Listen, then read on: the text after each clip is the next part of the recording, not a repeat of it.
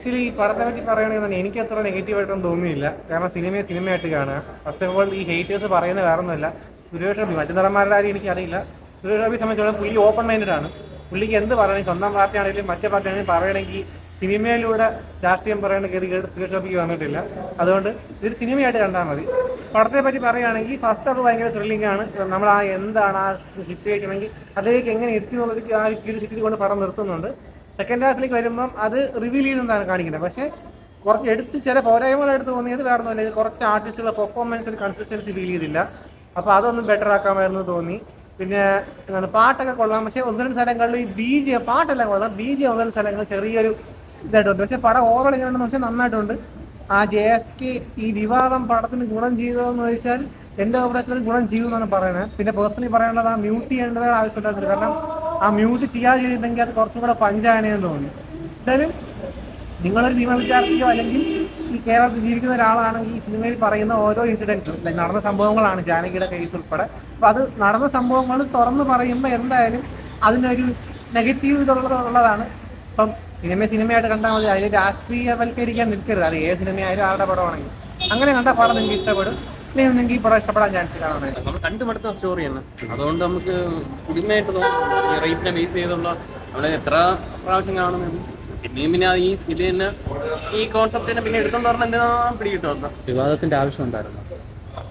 ഇല്ല, അതിന്റെ ആവശ്യമൊന്നും എനിക്ക് തോന്നിയില്ല. എനിക്ക് പേഴ്സണലി തോന്നിയില്ല. ഇല്ല, പുള്ളിയൊന്നും അഭിനയിക്കേണ്ട ആവശ്യമില്ല.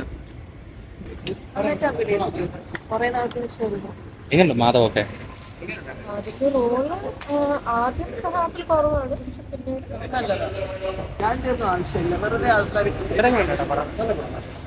ശരിക്കും ഒരു കംബാക്ക് തന്നെ ആയിരിക്കും സുരേഷ് ഗോപിയുടെ. ഇത്രയും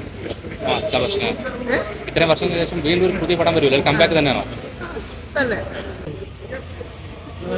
ഇത് സമൂഹത്തിൽ നടക്കുന്ന പീഡനത്തിന്റെ ഒരു ഇതിനെ കോർട്ട് റൂമിലും ആക്ഷൻ രംഗങ്ങളും എല്ലാം കൊണ്ട് നന്നായിട്ട് എടുത്തിട്ടുണ്ട്.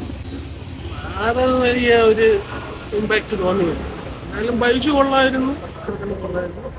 പിന്നെ പറയണ്ടല്ലോ, നന്നായിട്ട് ഡയലോഗല്ലാതെ അഭിനയമൊക്കെ കൊള്ളാം. നല്ല സിനിമ കണ്ടുപിടിക്കാൻ ഒരു ബോറടിയില്ലാത്ത നല്ല സിനിമ. എല്ലാത്തിനും നല്ല കഥയും എല്ലാം ഒട്ട് ക്ലൈമാക്സ് എല്ലാം നല്ല അടിപൊളിയായിട്ടുണ്ട്. അതൊക്കെ ഇതിനെ വിപരീതമായിട്ടുള്ള ആൾക്കാർ വന്നിരുന്ന് പടം പൊളിക്കാൻ വേണ്ടി നടക്കുന്ന ആൾക്കാരാണ് വന്നിട്ടുള്ളത്. ഇതിനെ പാർട്ടി ബേസിൽ വന്നിട്ട് ഒന്നാമത് ഇപ്പം സുരേഷ് ഗോപി ഒരു കേന്ദ്രമന്ത്രിയാണ്. ആ കേന്ദ്രമന്ത്രി പദത്തിനെ ഇല്ലാതാക്കാൻ വേണ്ടി ശ്രമിക്കുന്ന ആൾക്കാരാണ് ഇവിടെ ഇപ്പൊ ഇന്ന് ഈ വരുന്ന ആൾക്കാരല്ല. പക്ഷെ നമുക്ക് നല്ല അടിപൊളിയായിട്ട് നല്ലത്. പടം വിവാദമൊക്കെ ആയിരുന്നു, അതിനുള്ള ഉണ്ടോ? അങ്ങനെ ഒരു ഇതും വരുന്നില്ല. വിവാദമായിട്ടുള്ള യാതൊരു ഇതും ഇതിന് ഒന്നും വരുന്നില്ല. ഇത് ചുമ്മാ ആവശ്യമില്ലാത്ത ഇതാണ്. പക്ഷെ ഇതേപോലെ ഒരു സിനിമ കുറെ കാലത്തിന് ശേഷം ഇപ്പോഴാണ് ഇറങ്ങിയത്. സുരേഷ് ഗോപിയുടെ മോഹൻ്റെ അഭിനയമൊക്കെ എങ്ങനെയുണ്ട്? അടിപൊളി, നല്ല സെറ്റപ്പ്, നല്ല ഇതാണ്. കാരണം ഒരു രാഷ്ട്രീയമായിട്ട് യാതൊന്നുമില്ല. മാധവ് ഒരു സൂപ്പർ സ്റ്റാർ ആവാനുള്ള എല്ലാം നല്ല അടിപൊളിയായിട്ട് നല്ല അടിപൊളി സിനിമ. സുരേഷ് ഗോപി എങ്ങനെയുണ്ട്? നല്ല സെറ്റപ്പ്. വേറെ കൂടുതൽ അലങ്കോലം ഇല്ലാത്ത ഒരു ഡയലോഗോ മറ്റോ അങ്ങനെ അല്ലാത്ത നല്ല ഒരേ രീതിയിൽ പോകുന്ന ക്ലൈമാക്സ് വരെ നല്ലതാണ്. നല്ല പടമാണ്. പിന്നെ പഴയ ആക്ടിങ് ഒക്കെ നല്ലതാണ്. നമ്മുടെ ആക്ട്രസ് പുള്ളിക്കാരി നന്നായിട്ട് ചെയ്തിട്ടുണ്ട്. പിന്നെ സുരേഷ് ഗോപി കുഴപ്പമില്ല. പഴയ ചിന്താമണി കൊലക്കേസിന്റെ ഒക്കെ ആ ഒരു വൈബ് LK അത്രയ്ക്ക് കൂടുതൽ വരുന്നില്ല. അതിലും നല്ല പടമാണ്.